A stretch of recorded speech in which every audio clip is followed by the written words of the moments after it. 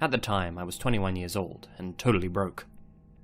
I worked for a consultancy firm that wasn't a big player there or anything. In fact, I was pretty much at the bottom of the company totem pole. I earned enough money to get by, but always had dreams of traveling to another country and studying abroad. If I was ever going to make that dream a reality, I needed another source of income. It was around that time that OnlyFans started blowing up. For the 2 people listening who don't know what that is, OnlyFans is a website where people, mostly women, share pictures and videos with paying subscribers. This is usually, mature content. It's pretty controversial, with some people being all for the platform, and others saying it's sleazy and gross. I'd heard a few stories about women making fat stacks from the comfort of their own homes, and even though I'm no Belle Delphine, I figured, what the hell, maybe I can earn a few extra bucks too. I made an account and recorded a little intro message for any prospective followers. Then I took my first raunchy pictures and uploaded them. I'd casted out my net. Now I just had to wait for a few fish to come swimming by. After a few weeks, I'd attracted a few followers, all of whom were subscribed for $10 a month. Some of them even gave me tips or paid me extra for exclusive content. I made a promise to myself that whatever money I earned through the site would go directly into my travel fund, and as soon as I had enough money to go globetrotting, I'd stop using the platform altogether. In the meantime, I had a lot of work to do at my real job. One afternoon, I was at a business conference, networking alongside my coworkers. Where I live, business cards are still a formality, even for low-level grunts like me, and I handed out dozens to prospective clients who seemed interested in working with our company. Honestly, I met so many new people that day, all of them in similar suits and with similar haircuts, that all of their faces and names seemed to blur together in my memory. I returned home, exhausted from the socializing. That evening before bed, I logged into my OnlyFans account to check how things were going. Oh, great, I had a new subscriber. This new guy, who went by the unassuming username John Smith, sent me a direct message as soon as he saw I was active. $10 a month? Netflix doesn't even charge that. It's worth it. You won't be disappointed. So far, I like what I'm seeing. You're very beautiful.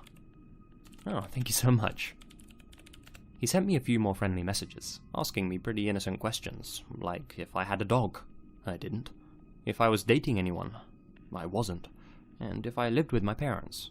I lived with a roommate who was away that week. You know, you really are very beautiful, he messaged me. Thank you. I bet you get down more often than a blow-up doll, right? Oh. Can I make a request? Like a picture request? It depends what it is, and what you tip me. If I give you $5 right now, would you take a picture of yourself pouting into the camera? Well, it had been a long day, but even though I was tired, I wanted the money, so I quickly dolled myself up and took the picture for the guy. I sent the picture, which he could unlock for $5. He unlocked it and seemed pleased with what I'd sent.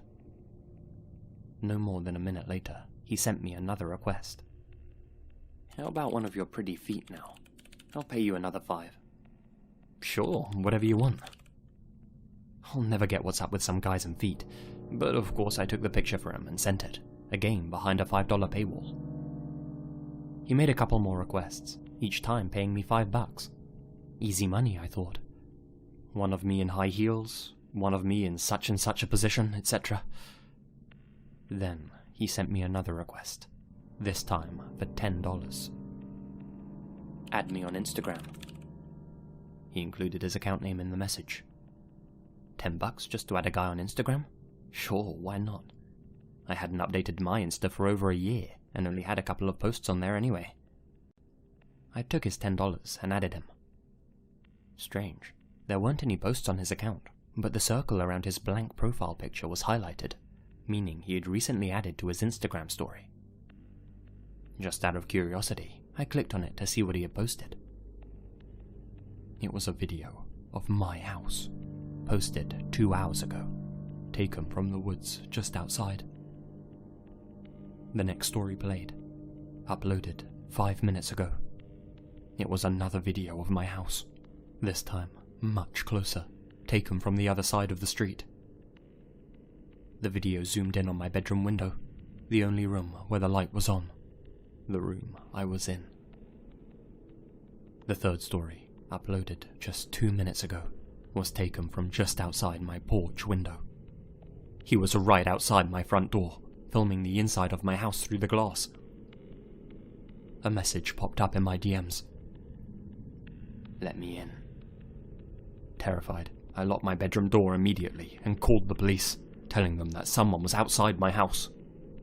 All the while, he continued DMing me. "Come outside, or I'll have to come in."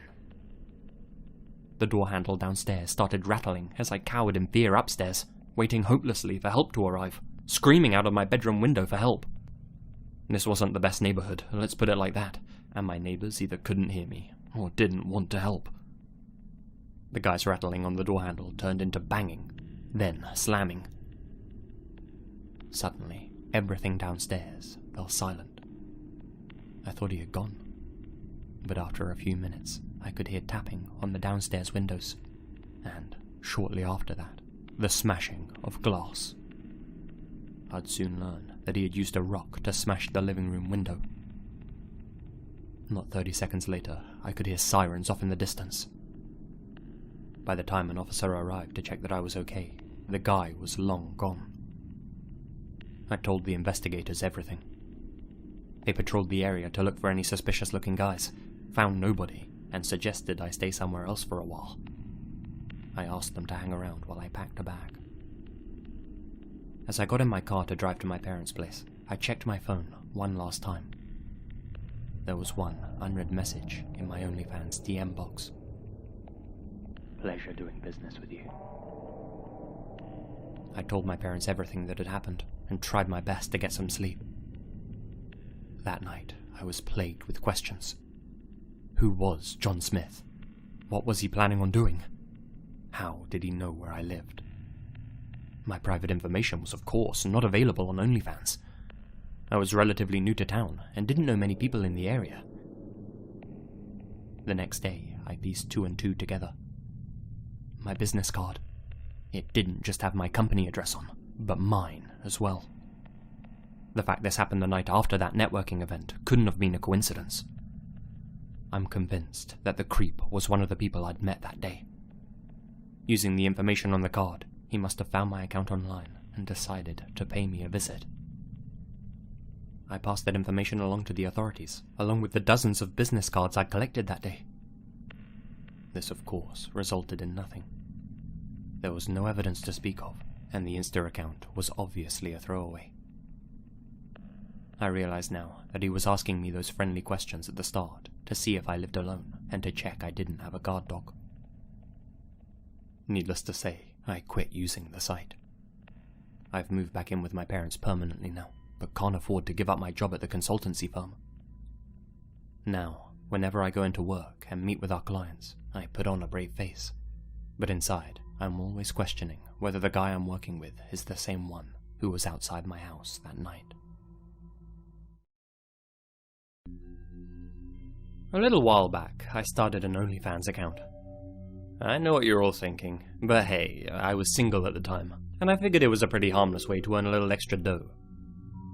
I started off by posting some tame stuff, and progressively got into uploading more mature images. Yeah, I'm not proud of it, but I'm not ashamed either. I lived with my parents at the time, so I had to be careful about making my content. Like I said, I wasn't ashamed, but I knew they wouldn't be as open-minded about it. As such, I always waited until they were out of the house before I took any pictures or videos, and I didn't tell any of my friends out of fear that it would somehow get back to my folks. It was very private business. After just a few months, I couldn't believe how much money I was making on the site. I'd amassed a sizable following and monthly income, so I decided to treat myself. My wardrobe was pretty old at that point, and I decided to buy some new clothes. I hit up a local store to pick out some new outfits. Now, it might sound strange to some of you, but when I got to the store, I started live streaming to my OnlyFans followers, talking to them about changing up my style and asking for their opinions on certain items. I'd often stream to my supporters through my private, for fans-only YouTube channel during the day. I thought this built a sense of community. A lot of them enjoyed seeing me go about my life, whether I was just out shopping, at a cafe, or just blogging from my apartment, and I'd reply to their comments and connect with them. For the most part, they were well behaved and respectful during those streams, and I started recognizing a few of their names. It was pretty wholesome.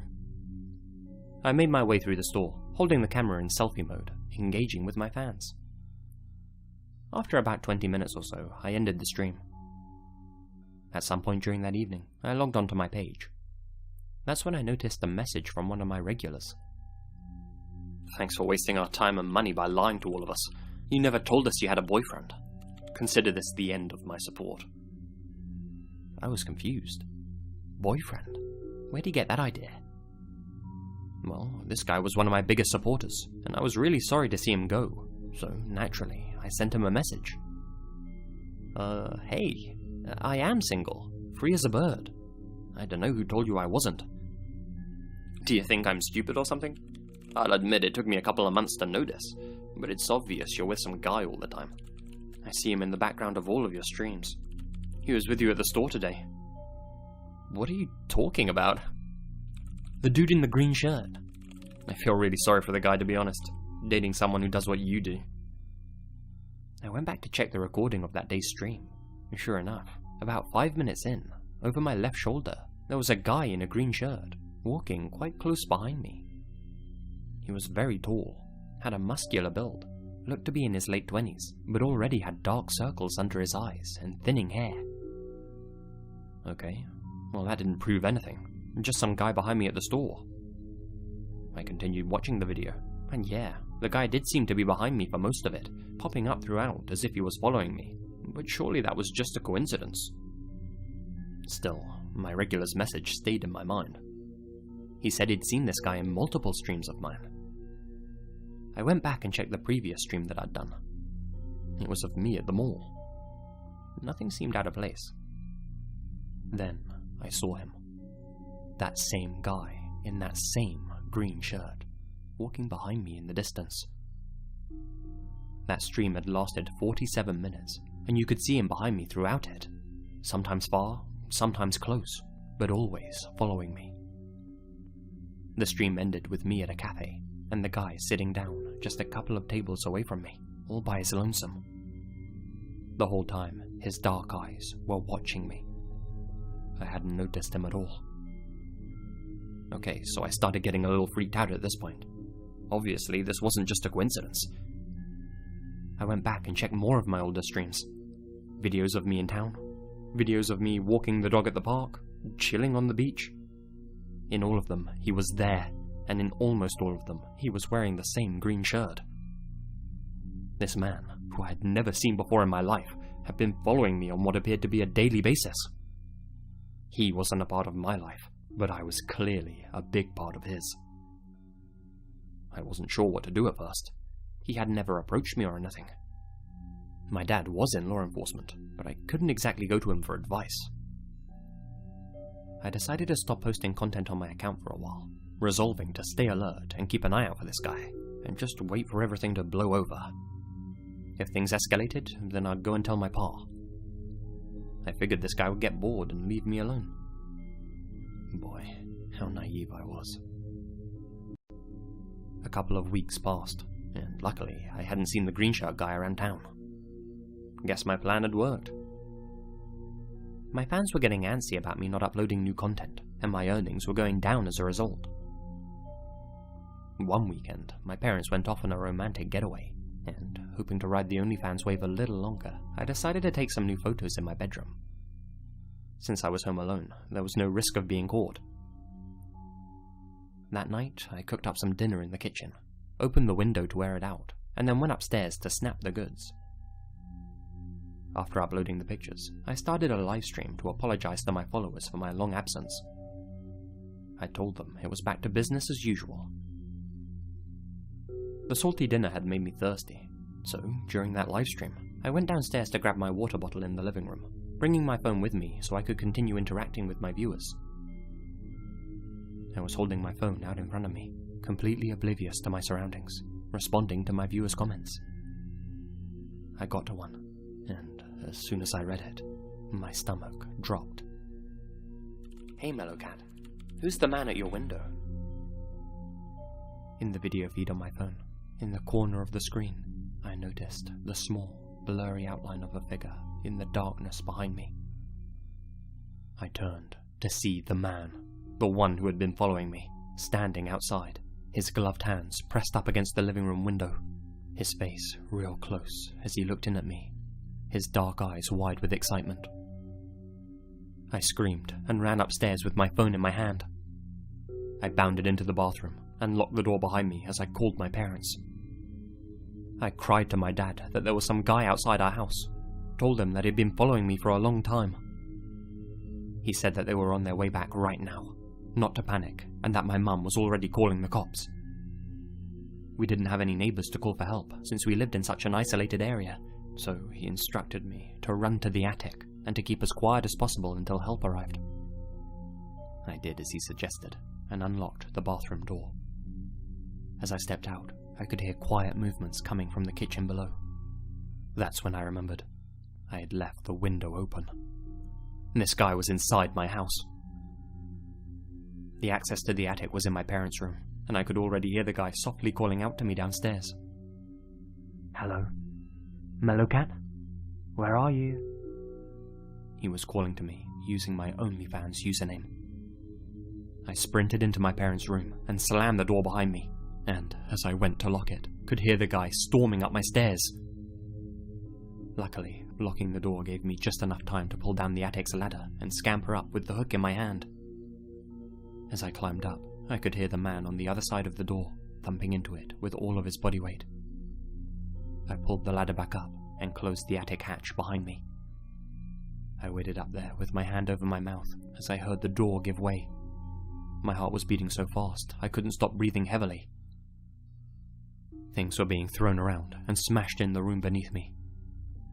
All I could do was listen as the guy rampaged through my house, occasionally shouting obscenities and saying that he knew I was still in the house.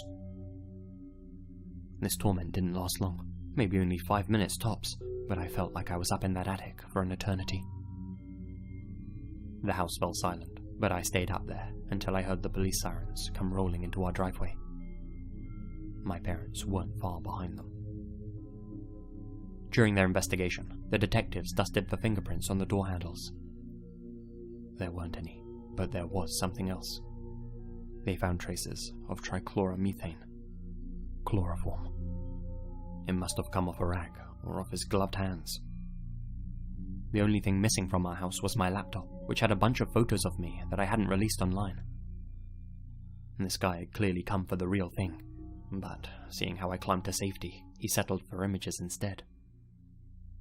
I haven't posted anything online since, and didn't even log on to tell my followers goodbye, since I knew that he was among them. So, in the end, I came clean to my parents about what I'd been doing, and moved in with my sister in a different town for my own safety. I won't say where, for obvious reasons, as Greenshirt himself could be listening. Yeah, despite having relatively clear images of the guy's face, and knowing that he must have been from the local area and one of my followers, they never found the guy. I have no idea how he got my address. I'm just thankful I went downstairs when I did, and my viewer caught the shadowy figure outside my window. Had that guy come in while I was streaming upstairs, I might not have heard him, and who knows if I'd still be here to share this story.